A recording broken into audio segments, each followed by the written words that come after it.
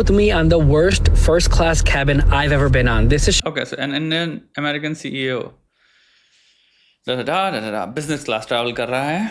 Chicago to Delhi non-stop Air India. It was $6,300 one way. So this is very important detail. He paid 6,300 American dollars. ठीक है, one way 6,300. And इंसान दूसरी I think detail बहुत important है, American है.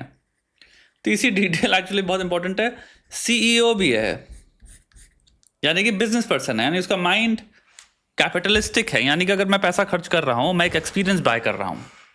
अगर मैं 6,300 देने को तैयार हूँ तो मैं एक्सपेक्ट करता हूँ मुझे कुछ मिलेगा इन रिटर्न, राइट? तभी हम पैसा देते हैं किसी चीज़ के लिए, क्योंकि हम एक्सपेक्ट करते हैं अगर मैं पूरा पैसा दे रहा हूँ तो मुझे वो सर्विस या जो भी चीज़ के लिए मैंने पूरा भरपाई की है मुझे वो मिलेगा.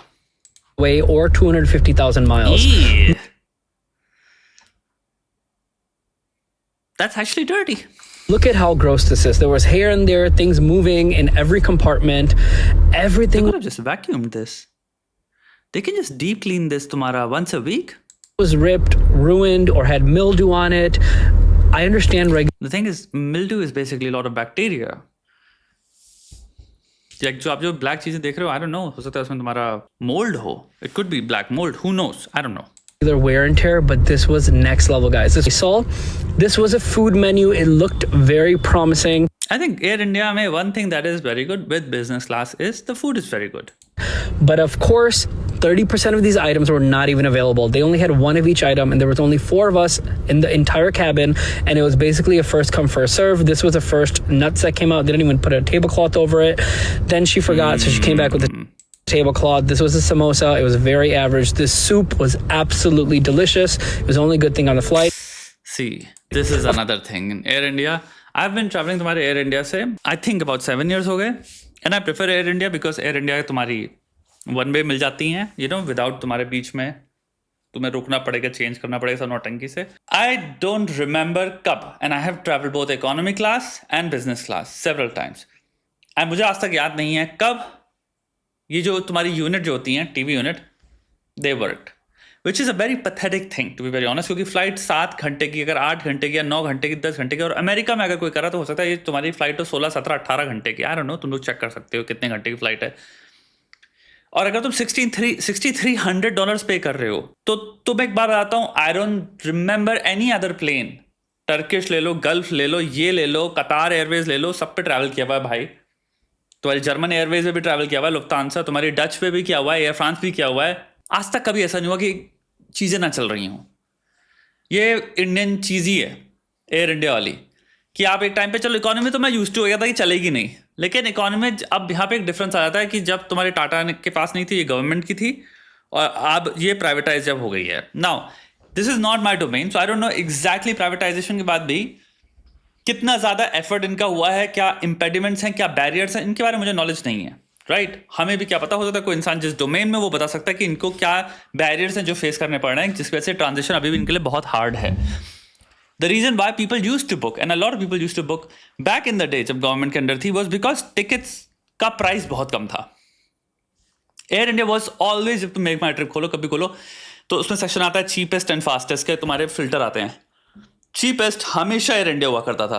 अब तुम जब भी खोलोगे, कोई भी खोलेगा, कहीं की भी तुम फ्लाइट देख लो एयर इंडिया से, चीपेस्ट हमेशा या तो एयर फ्रांस होगी या फिर कोई गल्फ वल्फ वाली होगी, जिनका एक्सपीरियंस दिमाग उड़ा देगा, तुम्हारा दिमाग उड़ा देगा. Even economy class would be amazing.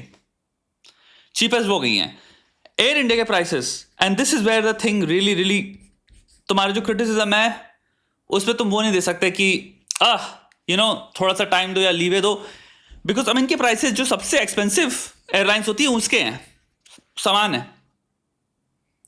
तुम्हारे सिंपल बेसिक लाइक 40-50 हज़ार पे आ गए हैं लोग. इनकी तुम्हारी 7 घंटे की, 8 घंटे की तुम्हारी डायरेक्ट फ्लाइट के बिजनेस क्लास के प्राइस 2 लाख रुपए हैं.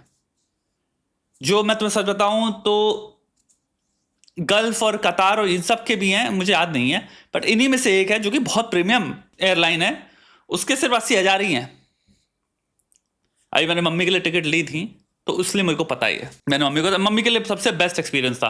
ऑफ कोर्स उसमें उनको रुकना पड़ा एक जगह पे, लेकिन शी वाज लाइक मजा ही आ गया, इतना बढ़िया एक्सपीरियंस. उनको पूरा एक कैबिन मिला था 80,000 रुपए की फ्लाइट में, 80-90 ऐसी कुछ होगा, या हो सकता है 1 लाख समथिंग हो, बट उनको पूरा कैबिन मिला, आराम से सो के आई, और जहां पे जिनका जो होल्ड ओवर था वहां पे हल्का सा डिले हो गया तो उनको 5 स्टार होटल दिया वहां पे लोगों ने रात भर सोने के लिए आराम से, तो उनका पूरा पैसा वसूल हुआ है। मेरा पॉइंट ये कि इंसान जब आ रहा है तो उसका रिव्यू क्या है कि मजा आ गया, मजा आ गया। यहां पे प्राइस डबल है बिजनेस क्लास का, और सर्विसेज इतनी आज भी एग्जैक्टली वैसी हैं जब ये गवर्नमेंट के अंदर चल रही थी। तो आई थिंक ऑल्सो हम प्लेन्स की बात कर रहे हैं, आई थिंक ये काफी चेंजेस लाना, आई डोंट नो, मुझे समझ आ रहा है क्लेanलीनेस और ये सब चीजें क्यों नहीं कर पाए, वेयर एंड टेयर ये सब तो कर सकते हैं रिपेयर, क्योंकि एयर इंडिया में आप कभी भी ट्रैवल कर रहे हो, और 6300 is a lot of money for 14 hours. Imagine करो 6 लाख हुए ना, आई थिंक अराउंड, या 5,90,000 ऐसी कुछ हुए ना, let's just say 6 lakh for the sake of this. तुमने 6 लाख दिए बस 14 घंटे की, यहां पे तुमने कितने ट्रेन ट्रैवल करी हैं, 14 घंटे ट्रेन में बैठ के सो के गए हो, सोचो 6 लाख देने पड़ते। तो अगर तुम 6 लाख दे रहे हो, तुम्हारे दिमाग में ये होना चाहिए ना कि भाई मेरे को मेरा जो मैंने दिया पैसा वो वसूल चाहिए, अगर नहीं मिलेगा तो मैं कंप्लेन करूंगा। प्रॉमिस ही होता है कि हम आपको वो सर्विसेज देंगे जितना पैसा मांग रहे हैं उस लेवल की। Of course, 15 hours, no entertainment. The entertainment system did not 15 hours work the entire 15 hours. Everything was broken. They literally put tape on but that's bad. That's a very bad look. It's a very bad, very bad look. the walls to tape that stuff down. You have to understand, ये business class दिखा रहा है तुमको।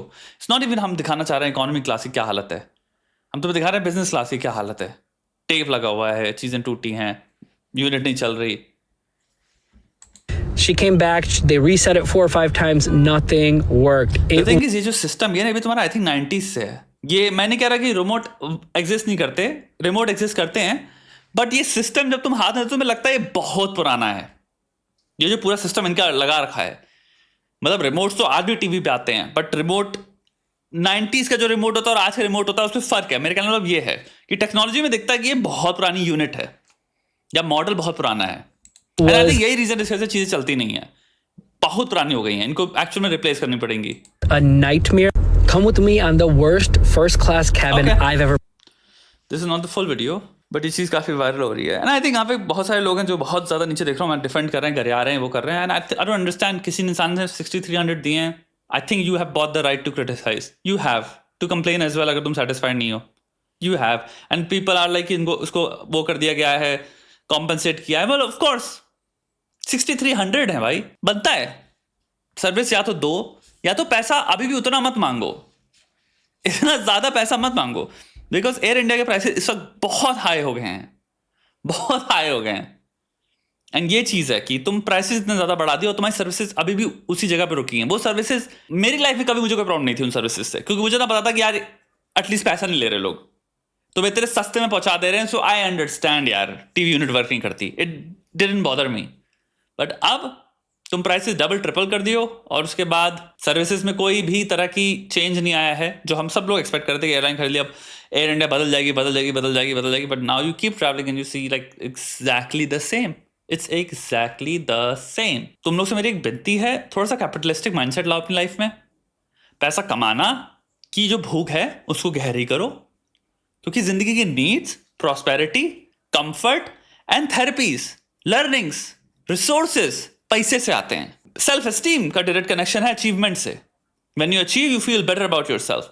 तो उखाड़ने को अपनी life की बहुत बड़ी प्रायोरिटी बनाओ, उखाड़ने वाला इंसान बनाओ अपने आप को, पहली चीज।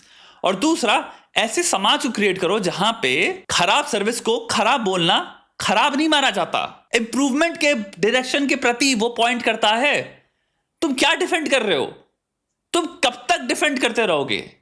तुम कब तक डिफेंड करते रहोगे किसी भी टूटी चीज को? क्योंकि क्लियरली उसको रिपेयर होना चाहिए। इंप्रूव कैसे करोगे?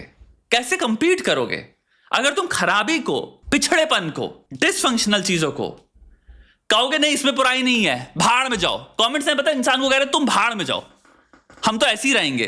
तो आप पिछड़े हो ना फिर दिमाग से, आप पिछड़े हो फिर दिमाग से।